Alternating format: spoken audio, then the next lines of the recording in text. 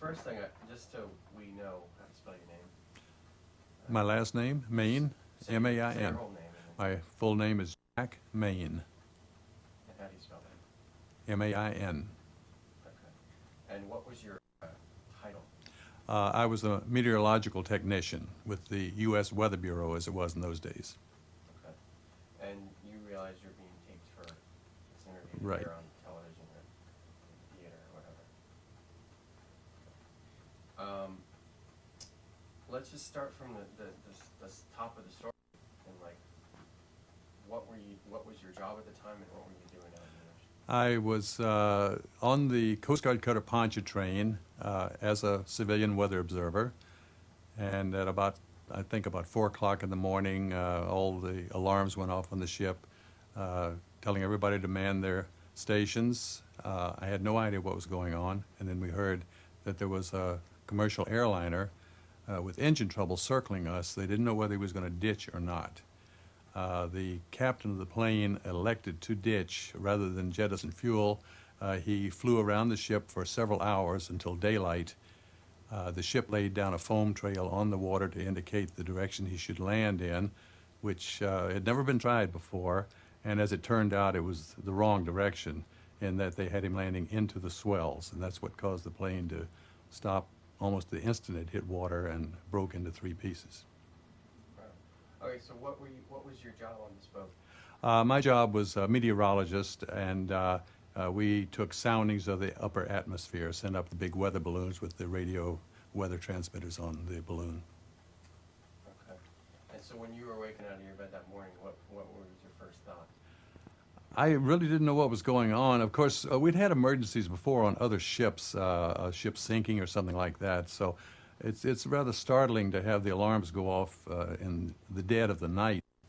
And they did announce pretty soon afterward what was going on. Since I wasn't a member of the Coast Guard crew, I had no duties to perform as far as the ditching, and we were scheduled to put up a weather balloon at 8 o'clock that morning. We canceled that. We didn't want to interfere with the ship's activities. And what was your first thought when you heard this was a commercial airline? Did you have your pilot's license at that time? Let me think. Yes. Oh, yes, I did. So as a commercial airline pilot, what was your thought when you heard that a commercial airline maybe? Well, it was hard to think of just what was going to happen. The first thing was, gosh, a plane's going to crash. But out on the ocean, there's nothing to run into other than the waves. So we were just hoping for the best when the plane came in. Since that particular type plane, the hull is shaped almost like a seaplane. They had their landing gear up, and I figured it would just hit the water, skim like a flat rock, and come to a stop, and everybody'd get out. It didn't work out that way. Wow. So you were optimistic that everyone on that plane was going to live?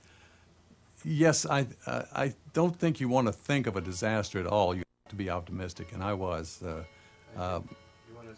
Oh yeah, we'll pause for a second. Oh yeah. Well, we've still got 5 minutes on this one here, so that clock's fast. I haven't set it. Oh, we just keep going. It's going to be these 2 clocks. All right.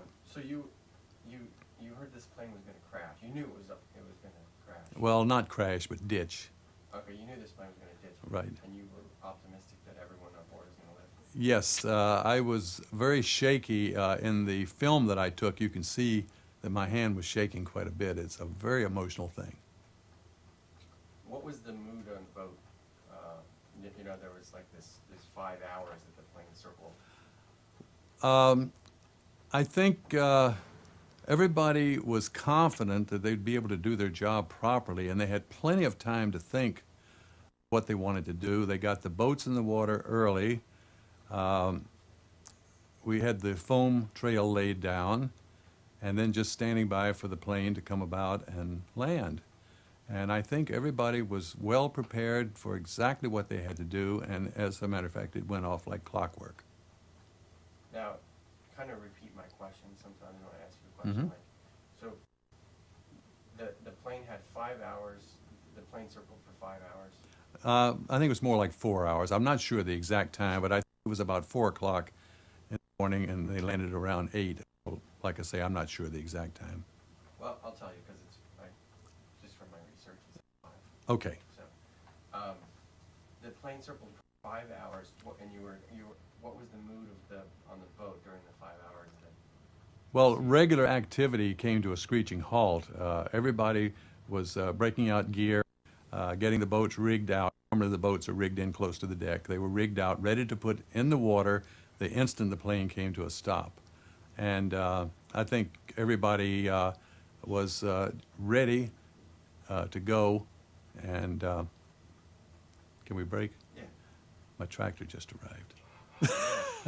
Sally? Are you still rolling?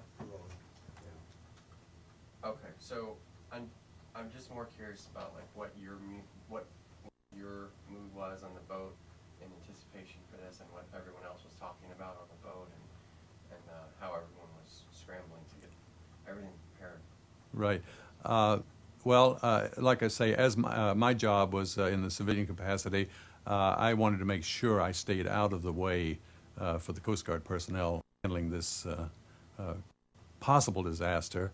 I did have my little 8mm wind-up camera back in the old days, film, and I found me a good spot to photograph the happenings. It was up on the O1 deck where we normally would release our balloons. I was out on a catwalk where I had good visibility and managed to film the entire thing. But as far as my being there, I just wanted to stay out of the way. Right. Now, did you hear any radio contact that the pilot had with the boat? No. Did you? No, I wasn't in a position. I would have had to have been up in Combat Information Center to have heard that, and there again, I wanted to stay out of the Coast Guard way. But did you hear anything secondhand? The fact that that particular plane had a funny system for jettisoning fuel, they had to lower pipes from each wing, and Captain Ogg had heard that in practice these pipes were hard to retract, and he did not want to try to land with these pipes hanging down. That's why he didn't do that. He elected to circle and burn up the fuel, and his fuel tanks were almost completely empty. 2 engines had quit. He had no idea why the engines had quit, and he said they could maintain altitude with 2 engines that were left. But since the 2 had quit for no apparent reason, he was afraid one more might quit, and he would not be able to make it to shore, so that's why he finally elected to ditch right next to the ship. Okay, that's good. Let's do that last part again. But was there just a quick question, or maybe I'll wait for this. Well, the stupid clock stuff. And I'm rolling again. Okay. So what chatter did you hear on the boat about this plane that was circling? Thinking back, I think mostly it was just the sailors talking among themselves what they had to do, verifying each job. I'm rolling.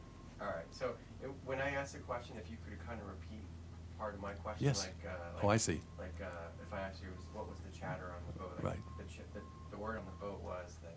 Mm-hmm. You know. So what was the chatter on the boat as this plane was circling around? I heard conversation among the sailors as to who should be doing what job, and I was really impressed with the efficiency of the way they handled this whole situation. It's like they had done it yesterday, and they'd never done it, only in practice. Did you hear the plane circling around? Oh, I did hear the plane circling around, yes. It was quite low. I would estimate it was 1,500 feet in altitude, and he stayed very close to us, making tight circles around the ship. And when you, just kind of on a personal note, when you were looking up at that plane, did you think what must be going on in their heads? Yes, being a pilot myself, I could picture the white knuckles up there, and I've had several close calls in planes myself, so I could really feel what was going on in the cockpit. Was that okay, Larry? Oh, you mean because of that sound? Yeah. Yeah, I could hear it. Okay, let's just do it one more You time. could probably use it. Let's just do it one more time, just in case, and even expand even more if you Mhm. could, like, what, as you were sitting on that boat looking at the plane, what was going through your mind as Is that right? No. Oh, Okay. God. We got plenty. Just kind of repeat more of my question, if you can. I'll try. You're sitting on the boat, looking up at that airplane. What were you thinking must be going through their minds? You're asking what's going through their minds, and I'm supposed to know what they're thinking, but I do, because I was a pilot at the time, a commercial pilot, and Let's just start that off like, I was sitting on the boat. I was on the ship looking up Okay. at that plane, and Right. I knew. okay. Anytime you're ready. I was watching the plane circling the ship, and being a pilot myself, I could visualize what was going on in the cockpit. Captain Ogg was doing a great job of flying the plane with only 2 engines. It's a 4-engine plane, and I've had several close calls myself in airplanes, so I knew exactly what he was thinking up there, and I suppose we were all praying for him. I wanted to make sure I got pictures of the whole event and was quite nervous at the time, very apprehensive, and I knew it was all going to turn out right, but you just don't know until that last minute. And when I saw the plane hit the water and instantly break into 3 pieces, I was really worried. And then we saw the passengers coming out of the various openings in the side of the plane, some gaping wounds in the plane, walking out on the wing, getting into the Coast Guard boats, and no one even wet their feet. There was one Navy commander on board the plane. When he got to the Coast Guard cutter, he climbed up the Jacob's ladder, and he said, "Thank God for the Navy." And that sort of took us aback a little bit. Oh, that's great. So when you saw that boat through the lens of your camera break into several pieces, did you think these people are going to die? When I saw the damage to the plane, it did cross my mind that there would be casualties because it was severe damage. And the plane only stayed afloat for very few minutes. I forget now how long. It was 10, 15 minutes, like that. And to see the plane so badly damaged, you would suspect that there would be injuries. The only injury was to that Navy commander I mentioned, had a little cut on his ear. That was the only injury. And how fast did those people start? How fast was it when you started, from the time the plane crashed to the time you saw people coming out of the boat? Oh, I would say it was less than a minute before we saw people coming out of the plane. They came out very, very fast, and they had them all in the boat in a matter of just several minutes. It was amazing how fast they did get them out. And when you look back on this, how lucky are those people to be alive? Looking back at the crash, I just can't imagine that they all got out that quickly. One little side story is I heard that there were 5,000 canaries being shipped, and of course they went down with the plane. Wow. You didn't know that? No, I didn't know that. Were you able to hear the squeal of the blade that had gone out? No, he had feathered one engine, so we couldn't hear any particular sound other than 2 engines that were running. Captain Ogg had feathered one engine. The other engine, he was unable to feather the propeller. It ran at high speed. He managed to cut off the oil to that engine, which froze the engine up. It snapped the crankshaft, and the propeller was freewheeling. And that was one other reason why he knew he had to land, because it was running at a much higher speed than normal, and there was that chance that it might throw a blade, and that chance might throw the blade right through the cabin of the plane.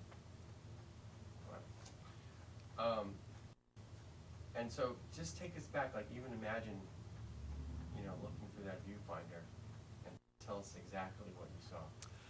When I was watching the plane coming in on its final approach, I was looking through the viewfinder of the camera, which restricts your vision. The plane made a straight-in approach, lined up with the foam trail. This is foam they normally would use for fighting fire. Captain Ogg lined up the plane with the foam trail, came in a very, very slow descent, and just barely kissed the waves. And then it just seemed like it was an instant when the plane nosed into a very, very large swell and stopped instantly. going about what you were, as you're looking through that viewfinder, you're seeing what? When I was watching the plane coming in, I had no idea what I was going to see. And when the plane hit the water, the nose dug into a very large wave. Captain Ogg described it later on as the wave just totally destroyed his vision. He saw nothing but water. He thought they were sinking. As a matter of fact, they weren't sinking, but they did break up so that water rushed into the plane very, very fast, and it sank in just a matter of minutes. How happy were you to see all these people get off that plane? I was quite elated and very, very shaky. It took me a while to get my composure back and to see all these people actually on board the ship. At that time, we didn't know what we were going to do with them. A lot of the officers gave up their rooms and moved up forward to the cruise bunking area and let the civilians off the plane use their rooms. There was quite a bit of radio traffic back and forth between the ship and the Coast Guard headquarters in San Francisco. We told them that we needed new clothes for all the passengers so they would be presentable when we got in. We knew there'd be a lot of news photographers at the dock. So as we approached San Francisco, they did send another Coast Guard cutter out with clothing. They had the sizes and everything labeled for the people. We had to abandon station. Normally, we would have been on station for 3 weeks. Another cutter would come out and relieve us. So we got permission to leave station. We didn't think there would be any question about that at all. And of course, they did say, yes, leave station immediately and head for San Francisco, which we did. As we were coming under the Golden Gate Bridge, there were fireboats with shooting their hoses up in the air, shooting water up into the air. There were quite a few yachts out there with signs, well done, welcoming us back to the States. How did that feel to come home to hear as welcome? Well, I knew this wasn't for me, all this welcome business, but I felt like a celebrity, even though I knew I had no part in it whatsoever. I was strictly an observer, but it was a really strange feeling to be on a vessel coming into port and with all this notoriety. And what was what was going on board on that trip home with the passengers, and what do you recall about that? On the way home, the passengers had free run of the ship. They had their meals in the wardroom with the officers. We had to have our meals in several shifts. And we would walk around deck chatting with them and find out where they were from, what they did for a living, that sort of thing. It was just suddenly our military Coast Guard cutter had turned into a cruise liner. So having civilians on board was, other than myself, of course, was quite strange. And what were their stories? You're asking what I remember from what they said 50-some years ago, and I really don't remember. Yeah, that's going to be hard to remember. But how happy were these people to be alive? I think the general consensus was they all thought they were very, very lucky to be alive after this trip. You never think about being on an airliner and having it crash, and these people had just experienced that and survived to tell the story. So I think they were all very, very thankful to be alive. Mm-hmm. And you also filmed them getting off of the boat. Yes, when we arrived at the docks in San Francisco, we put the brow down, and the dock was crowded with sightseers and the news people. The passengers went off the ship. The last people to leave were the stewardesses and the officers of the plane, and they were all being interviewed on the dock. I didn't get off the ship then. We had to wait until the dock was completely clear before we left the ship, and it was just a very, very exciting adventure. I'll use the word adventure. Cool. Now, going back to the crash itself, do you remember the twins getting off the airplane? Of course, I couldn't see individuals getting off the plane, but when the twins and their mother and father came across on the small boat to the ship, the father handed the twins up to sailors on the Jacob's Ladder. They were brought on board, then he came on board, and I photographed the father standing on the fantail of the ship holding the two twins in his arms. And it's strange the way children react. They didn't really know what was going on. This is great, they thought. All big smiles, and they thought that was really quite an adventure for them. Yeah. How have these few frames of film changed your life? My life? How have the pictures changed my life? Yeah. Well, it's been quite a while since I've watched them. I did put them on videotape so I could show them to friends and that sort of thing. And it was an experience that I will never forget. Most people don't get to see an airliner ditch in the middle of the Pacific Ocean, and I've seen it. Did it give you a feeling like, you know, I'm so lucky to be alive myself, you know, and that's more advantage? I don't think that the actual ditching affected my life particularly. It's just one of those things you look back on and say, gosh, how many people have seen something like this? I'm so fortunate to have been there and to have filmed the whole thing, and anytime I want to, I can go back and look at my films now. Mm-hmm. Let's do that one again, but how fortunate do you think you were to film the first ever, to be part of history in filming the first ever commercial airliner disaster really caught on film? The fact that we had the first airliner ditch in the Pacific Ocean, and I was there with my camera, really makes me feel good. I don't think anyone in the Coast Guard had a movie camera. There were a lot of still pictures taken, but I got the only movies of the crash, and I feel very, very fortunate to have been there to film this ditching. Are you looking forward to this reunion to show this film to possibly people that have never even been on the plane but never even seen it? Several years ago, I got a phone call from a fellow up in Juneau, Alaska. He was the chief radio man on the ship, and he was telling me that they were arranging a reunion in Las Vegas, and would I like to come since I had been on the ship? And I said, yes, I would like very much to come. So we went to Las Vegas to this reunion and met a lot of old people I had sailed with on various Coast Guard cutters of this type. This was the Lake class cutter, named after lakes in the States. And it was a very enjoyable thing meeting a lot of the people I hadn't seen for 50 years, a lot of old people, including myself. And it was funny when they took pictures of the various crews of the ships. I had sailed on all the Coast Guard cutters, so I got included with the group pictures of quite a few of the ships, not just the Pontchartrain. Now, a lot of people might see this film and like, oh, just an old piece of film. Is it more than that? Isn't it more than that? It's more than just an old piece of film. It's more like a piece of history. I think this film really could be considered a piece of history.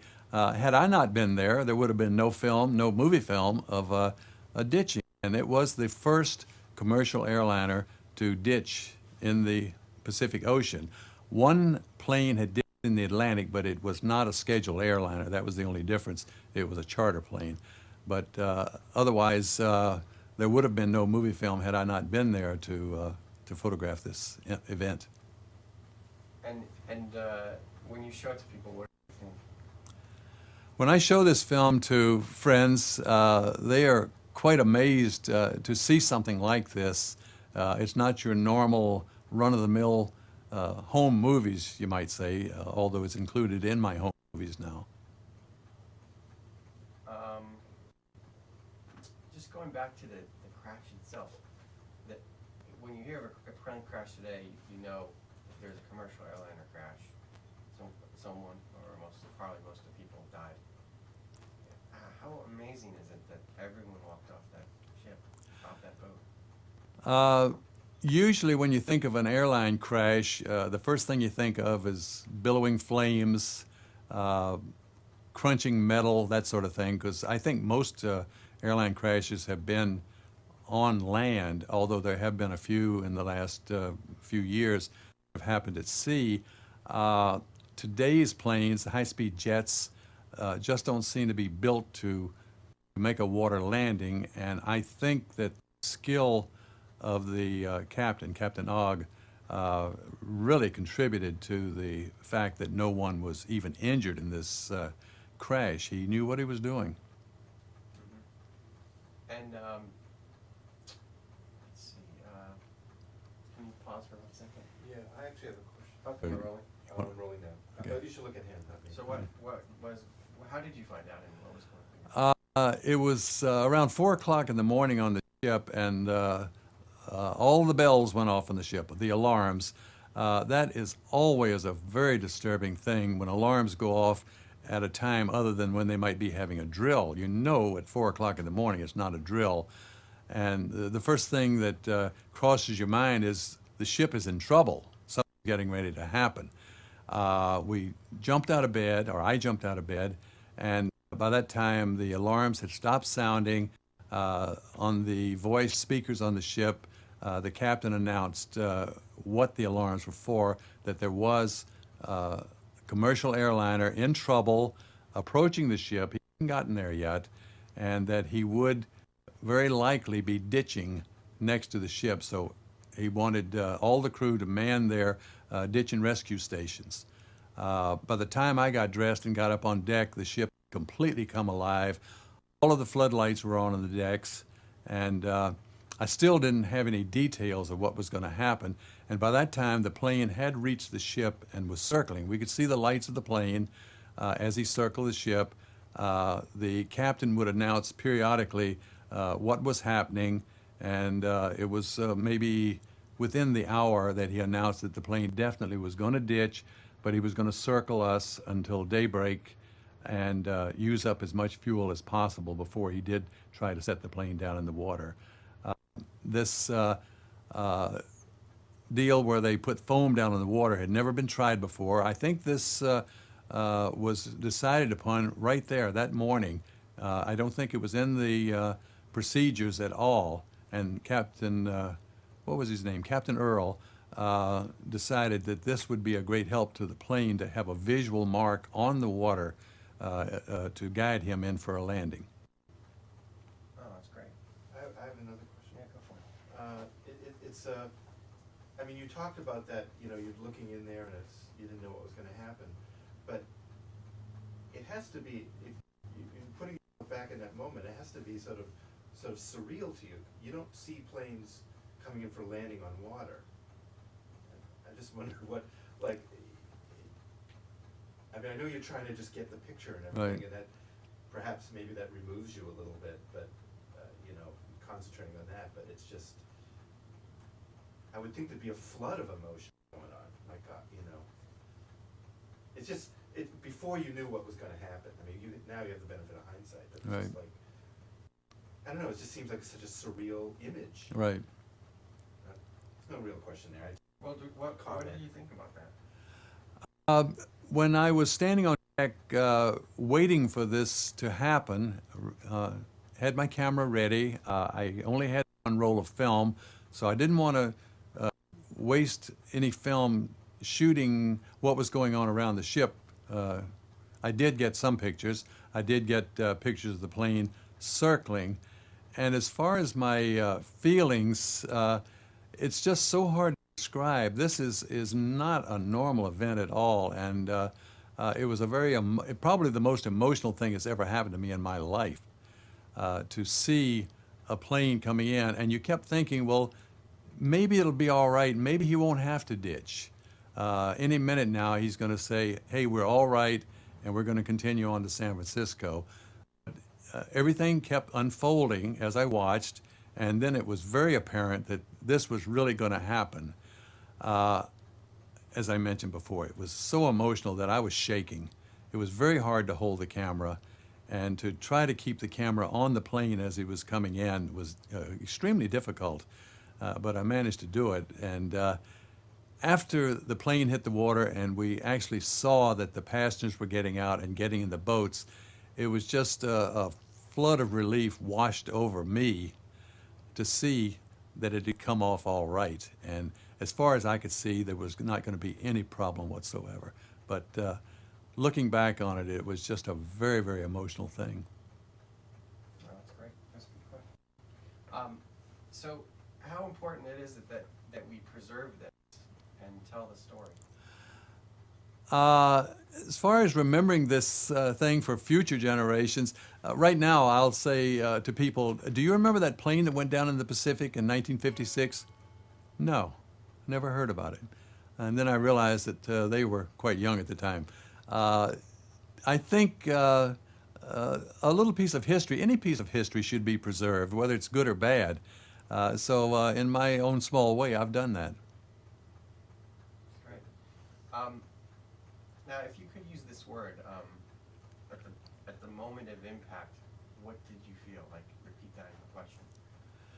At the moment of impact, I was really concentrating on getting the picture, and my mind was a blank. Emotional, shaky, yes, but I don't think I had a thought in my head other than get the picture. That's great. Now, when you got this film developed, you saw it for the first time, what did you think? I gave my film to some of the news people on the dock. I handed it over the railing of the ship. I had to travel to Seattle, where I was temporarily living. I understand the film was shown on national TV that night. I didn't see it because I was underway to Seattle. But I did talk to people in my office, and they did see it. They didn't know it was my film, so they were quite surprised when I told them that. I was in the process of leaving Seattle to come to Norfolk, and I think it was within the next 2 or 3 days we packed up and drove to Norfolk, and the actual film, which I had requested be sent to me, didn't arrive here for about a month. And that was the first time I was able to actually put it in my projector and see it. So I never saw it on television. The Coast Guard has incorporated my film in its training films, and they still show that for ditch and rescue training. Now, what did you when you first saw your film? What was your reaction? I was amazed at how well it had come out, and I've been asked many times, you must have gotten paid a lot of money for that film. You hear about people shooting disasters, car crashes, that sort of thing, and they get a big fat check from the news media. I got $50. So what message, what lessons did we learn from this, if any? I think the lessons learned by the Coast Guard anyway was that using the foam trail is a very good idea. Also analyzing the direction that they picked out for the plane to land was a bad idea. Now they know that they should line the plane up along the ridges of the swells should one have to ditch, and hopefully one will never have to ditch again. As far as my lesson learned, always carry your video camera with you. I have a question. Like, just like, what was the day like? The weather? Oh, yeah. Okay. How choppy was the sea? Mhm. What was the Yeah. sea like? So what about that? The weather was perfect for this ditching. I don't know whether you've ever seen the Pacific swells or not. Yes? Maybe not mention the ditching yet. Just like, what was the? Oh. Just describe the day. The Okay. swells. Okay. That day in 1956 on Ocean Weather Station November, the weather stations were designated by letters in the Atlantic, Alpha, Bravo, Charlie, etc. And in the Pacific, the station November, or the letter N, between San Francisco and Hawaii. The weather on Weather Station November is nearly always perfect unless there's a typhoon going through. It was the day I was thinking back of was a beautiful day. There was a long swell running In the Pacific Ocean, you have very high swells, even though there's no wind, not wind waves. So there was a very, very long swell running, beautiful sunny day, not a breath of air stirring. Just a couple notes on you yourself. How long have you spent out on the ocean? My career on the ocean weather stations lasted for 27 years. I averaged 7 months a year at sea for 27 years. Most of it was on the Atlantic, some was in the Caribbean, and I made the one trip on Ocean Weather Station November in the Pacific. I made several military vessel trips between Seattle and Anchorage, but I only made the one weather patrol on the Pacific. Cool. Is there anything else you could think of there? Anything you want to add to it? Not really. Anything we left out? You've drained me. Okay, I I'm don't gone. want to too much, so.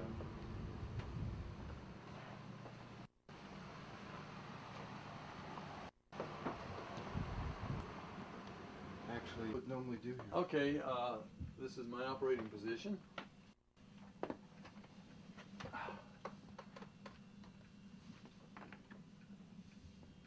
Am I talking at all or what? I don't know. What?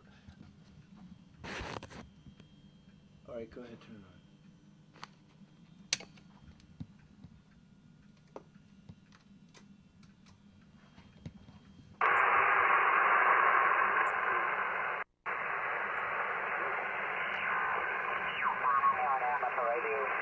Very much indeed on and to have it as a hobby. The old equipment I'm running here is 1350, one of the old. That sounds like somebody in England. Electronics in California. They made up a very good beat. So I'm just putting in 50 watts into my homemade linear amplifier. Driving a pair of 4 Charlie X-ray 250 Bravo. So for the moment, just 600 watts out to the. It sounds to me, Dennis, that we have equal antennas. Yeah, the only difference, I believe, is the type number. But there's a 3-element trapped beam also.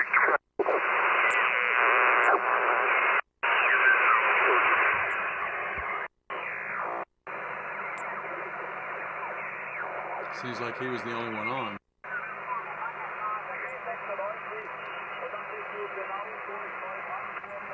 Very weak signal.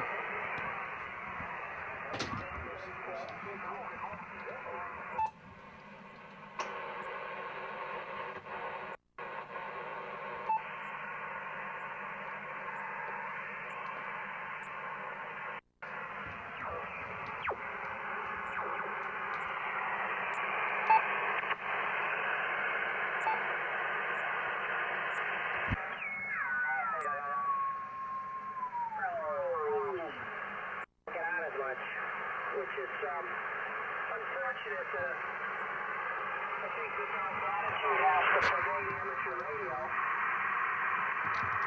but it is a big world, and there are a lot of places to go play.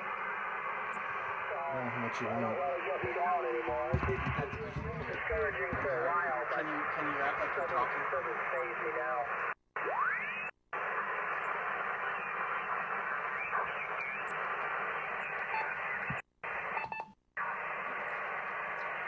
QRZ, this is Whiskey 4, Yankee, Charlie, Zulu, Norfolk, Virginia. Anyone using this frequency? Hello, CQ, CQ, CQ, calling CQ40. CQ40, CQ, CQ, calling CQ40. CQ, CQ, CQ, this is Whiskey 4, Yankee, Charlie, Zulu, calling CQ and listening.